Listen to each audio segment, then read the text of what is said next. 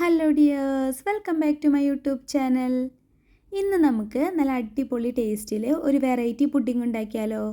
അഗർ China ഗ്രാസും ജലാറ്റിനും ഒന്നും തന്നെ use ചെയ്യാതെ ഉണ്ടാക്കാൻ പറ്റിയ ഒരു ക്രീമി ആൻഡ് ടേസ്റ്റി പുഡിംഗ് ആണ്. ക്യാരറ്റ് ബ്രെഡ് പുഡിംഗ് ആണ് ഉണ്ടാക്കുന്നത്. വളരെ കുറച്ച് ഇൻഗ്രീഡിയൻസ് കൊണ്ട് വളരെ സിമ്പിളായിട്ട് ഉണ്ടാക്കിയെടുക്കാവുന്നതേ ഉള്ളൂ. അപ്പോൾ നമുക്ക് റെസിപ്പിയിലേക്ക് പോകാം. അതിനു മുന്നേ ആദ്യമായിട്ടാണ് നിങ്ങൾ എൻ്റെ വീഡിയോ കാണുന്നതെങ്കിൽ ഒന്ന് സബ്സ്ക്രൈബ് ചെയ്തേക്കണേ. അതുപോലെ കണ്ടുകൊണ്ടിരിക്കെ തന്നെ വീഡിയോ ഇഷ്ടമാവുകയാണെങ്കിൽ ആ ലൈക്ക് ബട്ടൺ കൂടി ഒന്ന് ക്ലിക്ക് ചെയ്തോളൂ കേട്ടോ.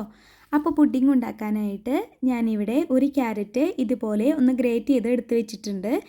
ഇതിൽ നിന്നും ഒരു ടേബിൾ സ്പൂൺ ക്യാരറ്റ് ഗ്രേറ്റ് ചെയ്തത് ഒന്ന് മാറ്റി വെച്ചോളൂ. ഇനി ഇത് വെച്ച് നമുക്കൊരു ഫില്ലിംഗ് ഉണ്ടാക്കിയെടുക്കണം. അതിനായിട്ട് ഒരു പാനിലേക്ക് ഒരു ടേബിൾ സ്പൂൺ ബട്ടർ ചേർത്ത് കൊടുക്കാം. ബട്ടർ നന്നായിട്ട് മെൽട്ടായിട്ട് വരുമ്പോൾ ഇതിലേക്ക് ക്യാരറ്റ് ഗ്രേറ്റ് ചെയ്തത് ചേർത്ത് കൊടുക്കാം. ഇനി ഇത് നന്നായിട്ട് ബട്ടറായിട്ട് ഒന്ന് മിക്സാക്കി എടുക്കണം. ഒരു 2 മിനിറ്റ് ഇതുപോലെ ഇളക്കി കൊടുത്തുകൊണ്ടിരിക്കാം.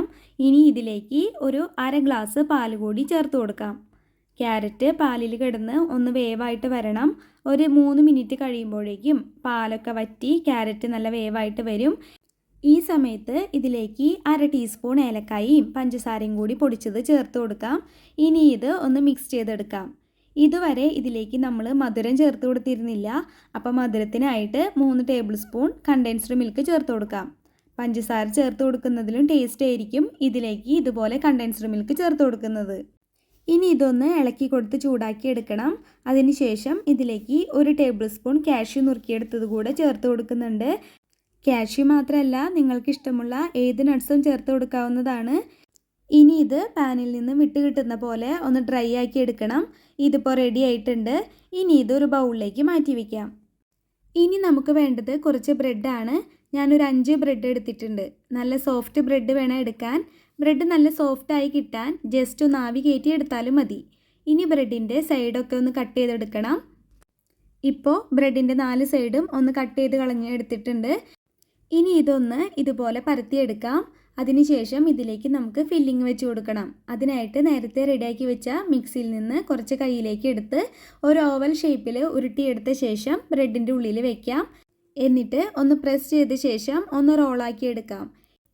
ഇതുപോലെ വേണം ചെയ്തെടുക്കാൻ. ഇനി ബാക്കിയുള്ളതും ഫില്ലിംഗ് ഒക്കെ വെച്ച് കൊടുത്ത് ഇതുപോലെ തന്നെ റെഡിയാക്കി എടുക്കണം. ഇതിപ്പോൾ എല്ലാം റെഡിയാക്കി വെച്ചിട്ടുണ്ട്. ഫില്ലിംഗ് ഉണ്ടാക്കിയത് 5 ബ്രെഡിന് ഉള്ളിൽ വെക്കാനായിട്ട് കറക്റ്റ് പാകത്തിനുണ്ടായിരുന്നു. നിങ്ങളിപ്പോൾ കൂടുതൽ ബ്രെഡ് എടുക്കുന്നുണ്ടെങ്കിൽ അതനുസരിച്ച് കൂടുതൽ ഫില്ലിംഗ് ഉണ്ടാക്കിയെടുത്തോളൂ. ഇനി ഇതിലേക്ക് വേണ്ട മിൽക്ക് മിക്സ് റെഡിയാക്കി എടുക്കണം. അതിനുവേണ്ടി ഒരു ബൗളിലേക്ക് 2 ടീസ്പൂൺ കസ്റ്റാർഡ് പൗഡർ ഇട്ട് കൊടുക്കുന്നുണ്ട്. കൂടെ ഒരു 1/4 ഗ്ലാസ് പാലൊഴിച്ച് കൊടുത്ത് കട്ടയൊന്നുമില്ലാതെ നന്നായിട്ട് മിക്സാക്കി എടുക്കണം. ഇതിപ്പോൾ നല്ലപോലെ മിക്സാക്കി എടുത്തിട്ടുണ്ട്. ഇനി ഇതെവിടെ ഇരിക്കട്ടെ. ഇനി നമുക്ക് ഒരു പാനിലേക്ക് 2 ഗ്ലാസ് പാലൊഴിച്ച് കൊടുക്കാം. കൂടെ തന്നെ 2 ടേബിൾ സ്പൂൺ പഞ്ചസാര കൂടി ചേർത്ത് കൊടുക്കാം. ഇനി നമുക്കിതൊന്ന് മിക്സാക്കി കൊടുക്കാം. അതിനുശേഷം പാലൊന്ന് ചൂടായിട്ട് വരുമ്പോൾ നേരത്തെ മാറ്റി വെച്ചിരുന്ന ഒരു ടേബിൾ സ്പൂൺ ക്യാരറ്റ് ഗ്രേറ്റ് ചെയ്തത് ചേർത്ത് കൊടുത്ത് ഒന്ന് ഇളക്കി കൊടുക്കാം. ഇനി പാലൊന്ന് തിളച്ച് വരുമ്പോൾ ഇതിലേക്ക് 2 ടേബിൾ സ്പൂൺ കണ്ടൻസ്ഡ് മിൽക്ക് കൂടെ ചേർത്ത് കൊടുക്കാം. കൂടെ തന്നെ കുറച്ച് വാനില എസൻസ് കൂടി ചേർത്ത് കൊടുക്കുന്നുണ്ട്. ഇനി നമുക്കിതിലേക്ക് റെഡിയാക്കി വെച്ചിരുന്ന കസ്റ്റാർഡ് മിക്സ് ചേർത്ത് കൊടുക്കണം. കസ്റ്റാർഡ് മിക്സ് ചേർത്ത് കൊടുക്കുമ്പോൾ തന്നെ ഇത് നല്ലപോലെ തിക്കായിട്ട് വരും. അതുകൊണ്ട് ലോ ഫ്ലെയിമിലേക്ക് മാറ്റിയ ശേഷം കസ്റ്റാർഡ് മിക്സ് ചേർത്ത് കൊടുക്കാം. എന്നിട്ട് കൈവിടാതെ തന്നെ ഒന്ന് ഇളക്കി കൊടുക്കാം. ഇതിപ്പോൾ തിക്കായിട്ട് വന്നിട്ടുണ്ട്. ഇനി നമുക്ക് ഫ്ലെയിം ഓഫ് ആക്കാം. ഇനി നമ്മൾ ഫില്ലിംഗ് ഒക്കെ വെച്ച് റോളാക്കി വെച്ചിരുന്ന ബ്രെഡിൻ്റെ മുകളിലേക്ക് നമ്മൾ റെഡിയാക്കിയ കസ്റ്റാർഡ് മിക്സ് ചേർത്ത് കൊടുക്കാം. ഇതിപ്പോൾ ചെറിയ ചൂടോട് കൂടിയാണ് ഒഴിച്ചു കൊടുക്കുന്നത്. അതുകൊണ്ട് കുഴപ്പമൊന്നുമില്ല. ചൂടാറിയ ശേഷം ഫ്രിഡ്ജിൽ വെച്ച് ഒന്ന് തണുപ്പിച്ചെടുത്താൽ മതി. ഇതിപ്പോൾ എല്ലാം ഒഴിച്ചു കൊടുത്തിട്ടുണ്ട്.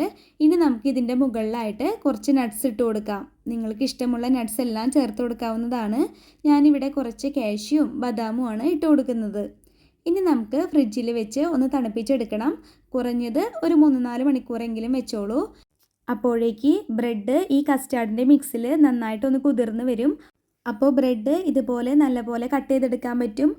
ഇനി ഫംഗ്ഷനൊക്കെ വരുമ്പോൾ തലേദിവസം ഉണ്ടാക്കി ഓവർനൈറ്റ് ഫുള്ള് ഫ്രിഡ്ജിൽ വെച്ചാലും കുഴപ്പമൊന്നുമില്ല. അപ്പോൾ ഇത്രയേ ഉള്ളൂ. നമ്മുടെ പുഡിംഗ് ഇവിടെ റെഡി ആയിട്ടുണ്ട്. നല്ല അടിപൊളി ടേസ്റ്റിലുള്ള ഒരു പുഡിംഗാണ്. പുറത്ത് നല്ല ക്രീമി ടെക്സ്ചറായിട്ട് ഉള്ളിൽ നല്ല ടേസ്റ്റി ക്യാരറ്റ് ഫില്ലിങ്ങോട് കൂടിയിട്ടുള്ള ഒരു വെറൈറ്റി പുഡിംഗാണ്.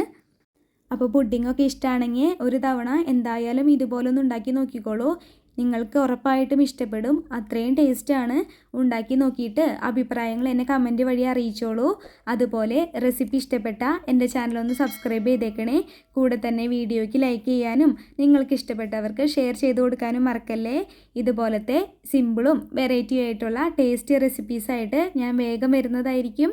അതുവരേക്കും ബൈ ബൈ. Thank you.